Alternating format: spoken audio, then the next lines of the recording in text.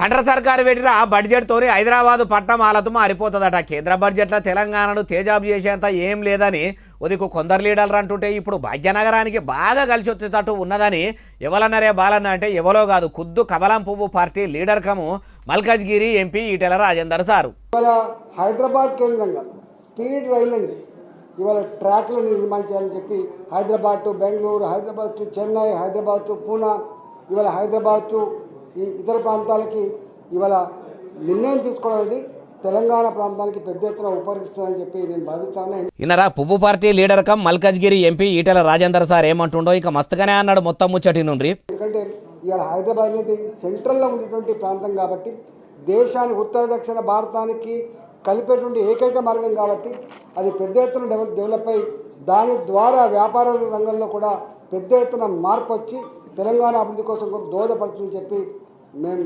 విశ్వసిస్తా ఉన్నాం. హైదరాబాద్ పట్టణంలో స్పీడ్ రైలు కారిడార్ల ఏర్పాట్ల కోసము కేంద్రం బడ్జెట్ పెట్టిందట.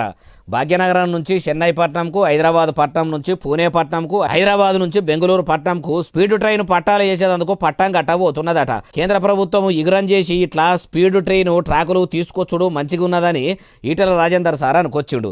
అయ్యా ఎంపీ ఈటెల రాజేందర్ సారు, మరి మీరన్నట్టు సెంట్రల్ సర్కారు 7 హై స్పీడ్ రైల్వే కారిడార్లను పట్టుకొస్తేనే అయిపోతుందా? మీరు 8 మంది ఎంపీలు ఉంటిరి. ఇగురంతోనే తెలంగాణకు రావాల్సిన బకాయిలను కూడా విడుదల చేపిస్తే రాష్ట్రంలో రందులన్న వాపినోళ్ళు అవుతారు కదా.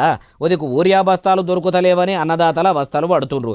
ఇగురంతోని మీరు సెంట్రల్ సర్కారు పెద్దలతోని మాట్లాడి వాళ్ళ బాధలు వాపే పని పెట్టుకుంటే ఎంత మంచిగా ఉంటుంది. అట్టెందుకు చేస్తలేరు సార్ అంటుర్రు ఈ ముచ్చటి ఇన్నోళ్ళు.